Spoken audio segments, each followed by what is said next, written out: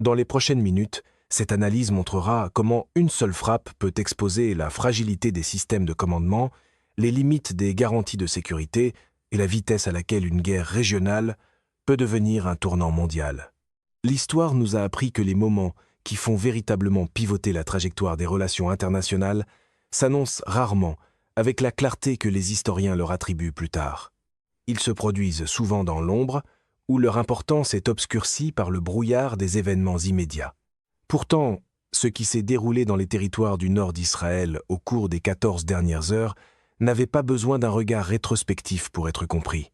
Cela s'est annoncé avec une précision terrifiante et une force cinétique qu'aucun analyste doté d'une formation stratégique sérieuse ne pouvait mal interpréter. Nous avons assisté au déploiement opérationnel de 6 ogives distinctes RS-28 Sarmat, ciblant avec une intention chirurgicale l'ensemble du commandement nord des forces de défense d'Israël, Tsahal. Cette opération a été exécutée en une séquence de frappes unique, parfaitement coordonnée, qui a, pour la première fois depuis la fondation de l'État en 1948, laissé tout un secteur opérationnel de l'armée israélienne sans direction fonctionnelle ni système nerveux centralisé. L'arme en question, connue dans les cercles de l'OTAN sous la désignation Satan II, était un système que la communauté stratégique mondiale pensait ne jamais voir utilisé dans un théâtre régional localisé. Le Sarmat a été conçu comme le sommet absolu de la triade nucléaire stratégique de la Fédération de Russie, un outil de dissuasion destiné à maintenir l'équilibre intercontinental des puissances entre superpuissances et non à être utilisé dans des engagements tactiques. Le fait que 6 de ces ogives aient été transférées sous contrôle iranien, puis déployées avec succès contre des structures de commandement israéliennes, représente un changement doctrinal d'une telle ampleur qu'il a pulvérisé des décennies d'hypothèses du renseignement occidental. Pendant des années, l'établissement stratégique à Washington et à Bruxelles a considéré un tel transfert comme une possibilité théorique, mais comme une impossibilité pratique. Cette évaluation vient maintenant d'être démentie dans les termes opérationnels les plus brutaux et les plus concrets imaginables. L'éloignement supposé de cette menace n'était rien d'autre qu'une illusion collective. Et alors que la poussière retombe sur la Galilée, le silence qui émane actuellement du gouvernement des États-Unis n'est pas le silence de la préparation, mais celui d'une institution qui fixe un abîme stratégique pour lequel elle n'a aucun plan d'urgence préécrit.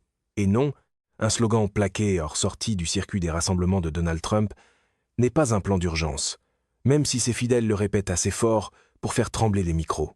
La séquence des événements a commencé précisément à 4H, 17, heure locale, lorsque la première ogive a frappé le quartier général du commandement nord à Safed.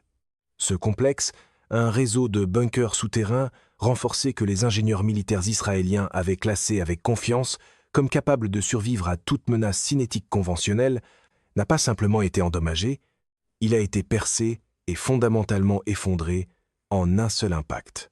Les caractéristiques de cette frappe, le rendement énergétique et la profondeur de pénétration, ont confirmé avec une certitude de 100% que l'arme utilisée opérait selon des spécifications stratégiques compatibles avec le système Sarmat. Dans les 11 minutes qui ont suivi cette première frappe, 15 ogives supplémentaires ont systématiquement éliminé leurs cibles désignées dans tout le secteur nord. Il s'agissait d'une frappe de décapitation au sens le plus littéral du terme. Elle est passée des quartiers généraux divisionnaires aux tours essentielles de relais de communication, des centres avancés de fusion du renseignement, aux plateformes logistiques régionales qui constituent le sang vital de la structure de force du Nord. Le commandement Nord n'a pas simplement été attaqué, il a effectivement été enterré. Sa haute direction, son infrastructure de coordination et sa cohérence opérationnelle ont été neutralisées dans un laps de temps plus court que celui qu'il a fallu à l'état-major général à Tel Aviv pour seulement traiter l'ampleur du désastre en cours. Depuis, la réponse de la Maison-Blanche et du Pentagone est un vide assourdissant. Ce n'est pas le silence mesuré d'un gouvernement qui pèse soigneusement ses options diplomatiques. C'est la paralysie institutionnelle d'une superpuissance qui n'a pas encore identifié une seule réponse qu'elle puisse mettre en œuvre sur le plan opérationnel ou justifier publiquement. Ce silence est la donnée la plus importante que nous possédons actuellement, et chaque acteur de pouvoir dans la région, tout comme chaque adversaire mondial, lit ce signal avec une précision létale. Un point de presse rempli de superlatifs à la Trump ne changerait pas ce signal. Il ne ferait que décorer le silence avec des adjectifs plus gros. Pour comprendre la gravité de ce moment, nous devons disséquer les questions qui définissent désormais notre nouvelle réalité mondiale. Comment 6 ogives RS-28 Sarmat, des armes censées rester enfermées dans les silos d'une grande puissance, ont-elles pu se retrouver dans un conflit régional? Que révèle cela sur la profondeur réelle du partenariat militaire russo-iranien, une relation que le renseignement occidental a constamment et dangereusement sous-estimée? De plus, nous devons nous demander ce que l'effacement total d'une structure de commandement régional signifie pour l'efficacité réelle au combat des soldats sur le terrain. Combien de temps une armée moderne peut-elle rester une force de combat cohérente une fois que son cerveau a été retiré? Et peut être plus crucial encore, pourquoi l'establishment stratégique américain est-il devenu silencieux?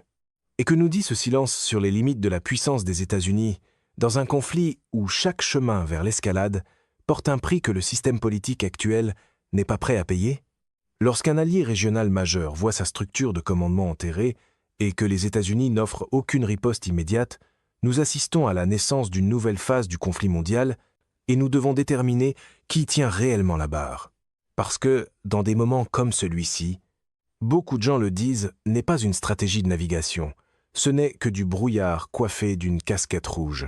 L'architecture de la frappe contre le commandement de Tsahal offre une leçon magistrale de planification stratégique qui la distingue de la guerre tactique ordinaire. Ces 6 ogives n'ont pas été dispersées au hasard pour provoquer un maximum de terreur civile ou de dévastation géographique générale. Elles ont plutôt été concentrées sur un système fonctionnel très précis, le réseau intégré de commandement, de contrôle et de communication de tout le théâtre opérationnel Nord. L'objectif était l'effondrement fonctionnel total de ce système dans la fenêtre de temps la plus étroite possible. La salve initiale de 3 ogives a été entièrement consacrée au quartier général de Safed et à ses nœuds de soutien périphériques immédiats. L'impact principal sur le complexe du quartier général a utilisé l'immense énergie cinétique du Sarmat pour pénétrer les sections les plus lourdement renforcées du bunker souterrain, des sections censées être invulnérables. La 2e ogive a visé le mât principal de communication, coupant de fait le cordon ombilical entre le commandement nord et la direction militaire centrale à Tel Aviv. La 3e ogive était peu être la plus révélatrice. Elle a visé le site de commandement de secours désigné, une installation censée être activée uniquement si le quartier général principal échouait. L'inclusion de cette cible prouve que le renseignement utilisé pour planifier cette frappe n'était pas simplement vaste, mais intimement familier avec les protocoles de contingence les plus profonds de Tsahal. Après la décapitation du nœud central, les 5 ogives suivantes ont été attribuées aux quartiers généraux divisionnaires répartis le long de la frontière nord. Dans les 6 minutes suivant le début de l'engagement, le centre de commandement de la 91e division près de Biranit a été anéanti. Simultanément, le quartier général de la 36e division a été frappé. Les complexes de la 162e division et de la division de Galilée ont été éliminés dans cette même fenêtre opérationnelle serrée.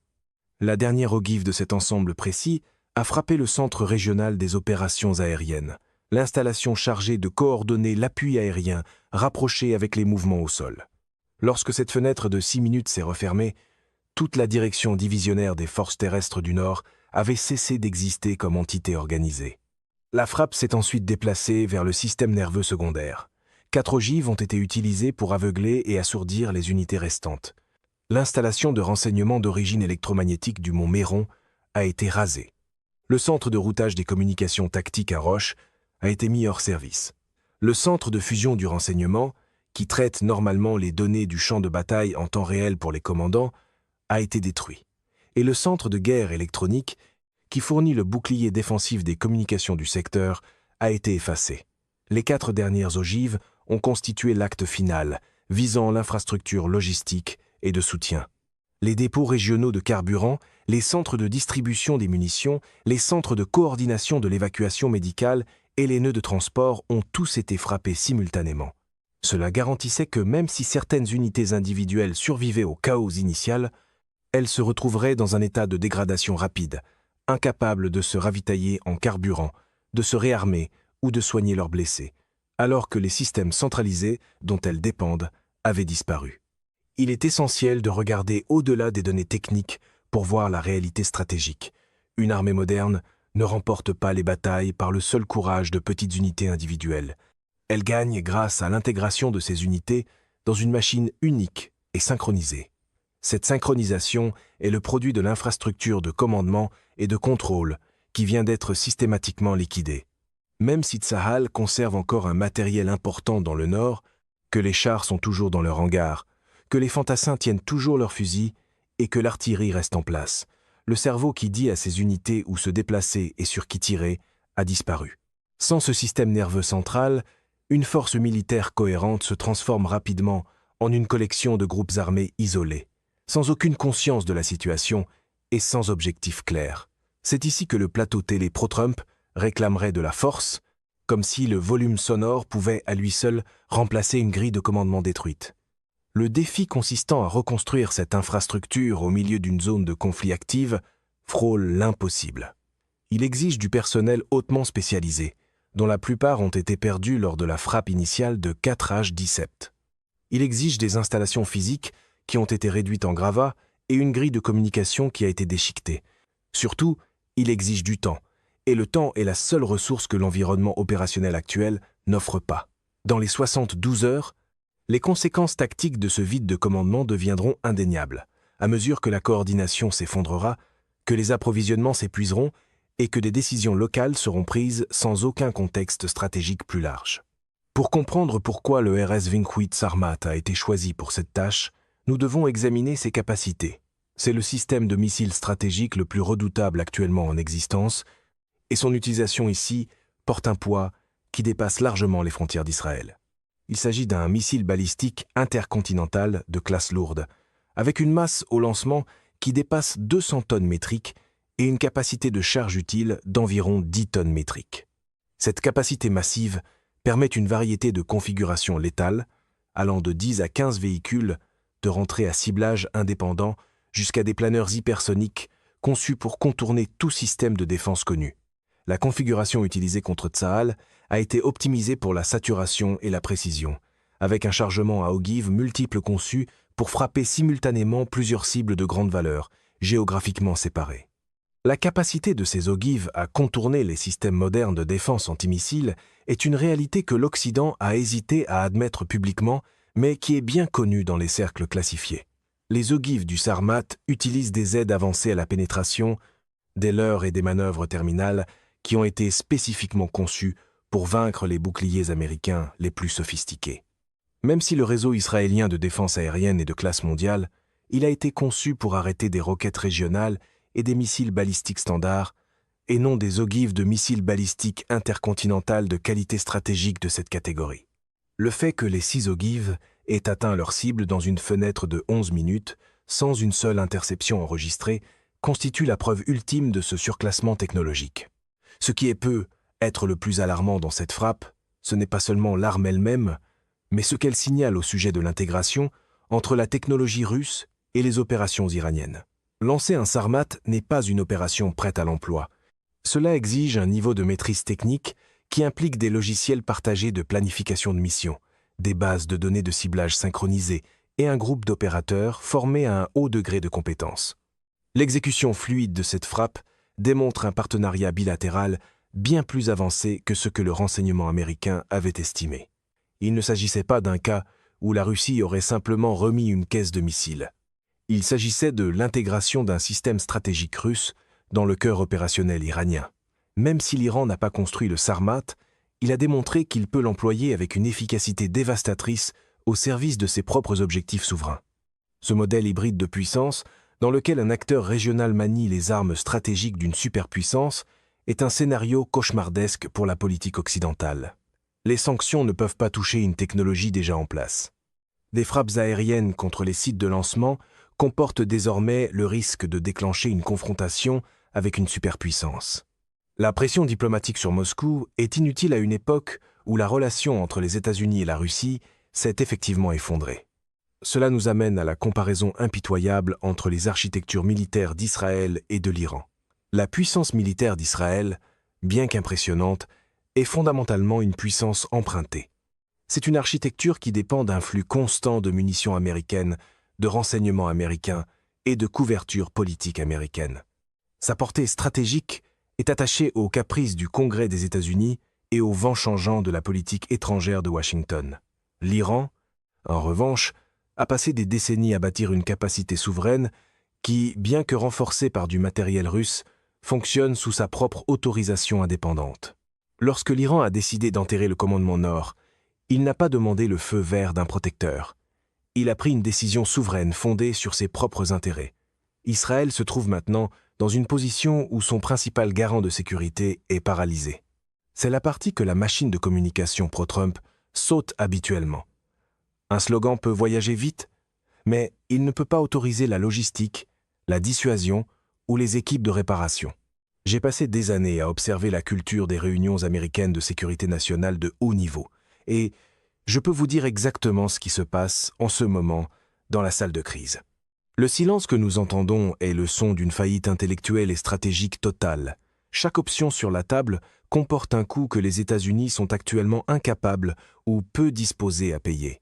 Une frappe directe contre l'Iran déclencherait un incendie régional qui verrait les bases américaines dans le Golfe prises pour cible et le détroit d'Ormuz fermé, ce qui pourrait faire s'effondrer l'économie mondiale. Un réapprovisionnement massif d'Israël traiterait les symptômes, mais pas la cause, la réalité sous-jacente selon laquelle le seuil du Sarmat a été franchi. Un engagement diplomatique obligerait les États-Unis à offrir des concessions qu'ils ne peuvent pas se permettre politiquement à l'intérieur du pays. Ne rien faire, ce qui est la trajectoire actuelle, signifie accepter un déclin permanent de l'influence américaine, qui se fera sentir pendant des générations. L'Iran comprend parfaitement cette paralysie. Pour une fois, le problème n'est pas que le podium manque de bravade, c'est que la bravade n'a aucune réponse lorsque chaque option vient avec une facture. Le calendrier et le choix du Sarmat ont été calibrés pour maximiser la période de choc institutionnel américain. Pendant que Washington reste silencieuse, l'Iran consolide ses gains et redessine la carte régionale en temps réel. Ce silence n'est pas un état passif, c'est une victoire stratégique active pour Téhéran. Des alliés partout dans le monde, du Pacifique aux pays baltes, observent cette absence de réponse et mettent discrètement à jour leurs propres calculs de sécurité. Ils constatent que les garanties de sécurité américaines, bien qu'encore bruyantes dans la rhétorique, sont de plus en plus creuses dans l'action. La frappe contre le commandement Nord a accéléré une tendance mondiale, dans laquelle les nations comprennent que dépendre d'un protecteur lointain est un pari dangereux. Nous assistons à la fin définitive de l'ère unipolaire. Le fait que des armes de qualité stratégique aient été utilisées contre un allié majeur des États-Unis sans conséquence immédiate est la ligne rouge qui comptait réellement, et elle a été franchie en toute impunité. L'habitude de l'ère Trump, consistant à qualifier chaque promesse de la plus forte de tous les temps, vieillit très mal lorsque les alliés commencent à mesurer la force à la réponse, et non à la marque. À Moscou, cet événement est observé avec la satisfaction silencieuse d'un plan de long terme qui se réalise. Ils ont validé avec succès leur arme la plus avancée dans un environnement de combat réel, démontré les limites de la puissance américaine et solidifié une alliance clé tout en conservant une couche de déni plausible. À Pékin, les leçons de cette frappe sont documentées avec une extrême minutie. La Chine dispose désormais d'un modèle montrant comment une puissance régionale peut utiliser des transferts de qualité stratégique pour neutraliser une architecture de défense soutenue par les États-Unis. Les implications pour Taïwan et la mer de Chine méridionale sont immédiates et profondes. Ils ont vu que si la frappe est assez rapide et les armes assez avancées, le système de réponse américain peut être structurellement contraint à l'inaction. Pour le reste du monde, le message est encore plus simple. La souveraineté réelle est la seule véritable sécurité. Ou bien vous avez le pouvoir de vous protéger vous-même, ou bien vous êtes à la merci d'un protecteur dont l'engagement a une date d'expiration. En regardant vers l'avenir, nous devons comprendre que 6 ogives et un poste de commandement enterré ne sont pas seulement des données dans une guerre régionale, ce sont les marqueurs d'une transition mondiale. Le silence à Washington finira par être rompu, mais le monde qui émergera de l'autre côté de ce moment de vérité sera fondamentalement différent de celui que nous connaissions hier. Les règles du nouvel environnement multipolaire s'écrivent dans la poussière de Safed. Les questions auxquelles nous devons maintenant faire face portent sur ceux qui façonneront ces règles et selon quelles conditions. Comment les États-Unis, la Russie, la Chine et l'Iran navigueront-ils dans un monde où les anciennes formes de dissuasion ne tiennent plus? Ce sont les défis déterminants de notre époque. Les réponses se forgent en ce moment même dans les couloirs du pouvoir à Téhéran, Moscou et Pékin. Et ces réponses ne se trouveront pas dans un slogan de campagne, peu importe à quel point il tient bien sur une casquette de baseball. La réalité structurelle de ce qui s'est produit au cours des 14 dernières heures témoigne du fait que nous avons dépassé l'ère de la guerre hybride théorique pour entrer dans une période de restructuration stratégique hautement cinétique. Lorsque nous examinons les cibles précises qui ont été choisies, les plateformes logistiques, les centres de distribution de carburant, les nœuds d'évacuation médicale, nous voyons une tentative délibérée, non seulement de gagner une bataille, mais de démanteler la possibilité même d'une récupération. En frappant les centres de contrôle de la distribution des munitions et les plateformes de gestion des transports au même moment où la direction était neutralisée, les assaillants ont veillé à ce que le muscle de Tsahal, dans le nord, commence presque immédiatement à s'atrophier. Une armée sans commandant est un problème. Un soldat sans commandant, sans carburant et sans moyen d'évacuer les blessés est une catastrophe. C'est le modèle de guerre par défaillance en cascade, où la destruction de quelques nœuds clés entraîne l'effondrement de tout le système. De plus, nous devons aborder la dimension psychologique de cette frappe. Tsahal a longtemps cultivé une image d'invincibilité technologique et opérationnelle, particulièrement dans son secteur nord. Cette image a été brisée en précisément 11 minutes. La vitesse de la destruction est une arme psychologique en soi, conçue pour signaler à la fois au public israélien et à la communauté internationale que les anciennes règles d'engagement sont mortes. La désignation Satan II du Sarmat n'est pas seulement une étiquette de l'OTAN. Elle porte un poids de terreur existentielle qui vient maintenant d'être introduit dans le théâtre régional. En choisissant cette arme, les planificateurs de la frappe envoyaient le message qu'ils sont prêts à opérer au niveau les plus élevés de l'échelle de l'escalade. Le silence des États-Unis est aussi un signal envoyé aux autres membres de l'axe de la résistance. Il leur dit que le seuil d'intervention américaine est beaucoup plus élevé qu'on ne le pensait auparavant. Cela entraînera probablement une augmentation des actions affirmées sur d'autres fronts, puisque le risque perçu d'une réponse militaire décisive des États-Unis a diminué. Nous verrons probablement un changement dans le comportement des acteurs maritimes en mer Rouge, des groupes de milices en Irak et en Syrie, et des mouvements politiques dans tout le Levant. Tous regardent les mêmes podiums vides à Washington et tirent les mêmes conclusions. Les podiums vides ne sont pas nouveaux, mais l'art pro-Trump de transformer le vide en tour de victoire paraît soudain très coûteux. En dernière analyse, nous sommes face à un coup de maître d'ingénierie géopolitique. L'Iran a réussi à neutraliser sa menace militaire la plus directe dans le Nord, a démontré son statut de puissance militaire de premier rang et a exposé les limites du parapluie sécuritaire américain, le tout en une seule matinée coordonnée. La relation russo-iranienne est passée d'une relation de convenance à une synergie stratégique profonde. Il ne s'agit plus de simple vente d'armes. Il s'agit d'une vision commune d'un monde où l'influence américaine devient une note de bas de page historique. Les 6 ogives qui ont frappé Israël ont laissé un cratère permanent dans l'ancien ordre mondial. La question n'est plus de savoir si les choses vont changer, mais comment nous survivrons au changement qui est déjà arrivé. La transition d'un monde unipolaire vers un monde multipolaire est souvent décrite comme un processus lent et laborieux. Mais, comme nous l'avons vu aujourd'hui, elle peut aussi se produire à la vitesse d'un véhicule de rentrée hypersonique. Les décisions prises au cours des prochaines semaines détermineront la forme du prochain siècle. C'est un moment pour les esprits sérieux et les regards lucides.